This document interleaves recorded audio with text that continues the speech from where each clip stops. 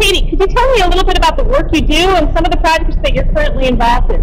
Yeah, I work with U.S. churches around the country on sort of helping them figure out how they can best use the gifts that they have and the assets that they have to respond to disasters that happen in their communities. So it's the same methodology that we use around the world.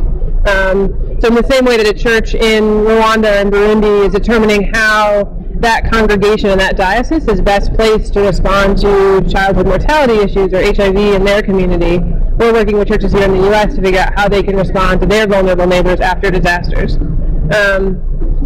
So right now we're working with a couple of churches and a couple of dioceses around the country, mostly from disasters last year. We're especially involved in that long-term recovery phase. So we're working with some churches in North Dakota, some in Minot, where they're responding to flooding that happened last year. About a quarter of the city lost their homes during the flooding. And the church has really found a specific role there in working with the folks that nobody else is serving, which are a lot of folks in trailers. That trailers are sort of a weird niche and are harder to repair. And so the diocese there has really made a commitment to working with residents of trailers, helping them.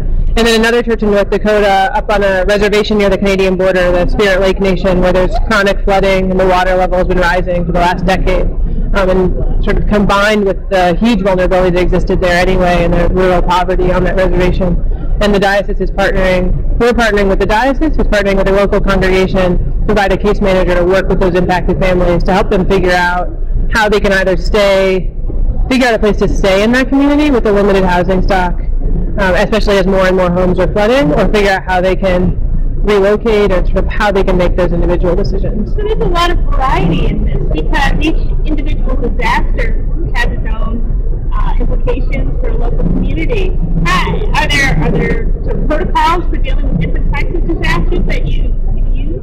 Yeah, I mean, I think that the protocol is the flexibility. That's sort of the main way that we work, and again, it's the same internationally, is thinking about how the church is best positioned in that place to meet the vulnerable in that community. And what's great about that is that the churches are so flexible. So who's vulnerable is going to vary dramatically, whether you're talking about a reservation on the Canadian border in North Dakota or rural poor folks in Alabama that were impacted by the tornadoes there, or undocumented immigrants in North Carolina where a tornado went through there, or people in Vermont after the flooding in Irene.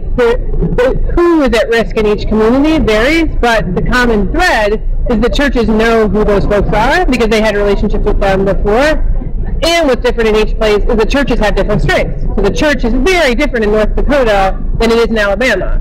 And so we're not going to have a one-size-fit-all program. We're not going to make everybody be chainsaw volunteers or something. What the response needs to look different depending on what the gifts of those individual churches. Thanks a lot for talking. Yeah, thank you.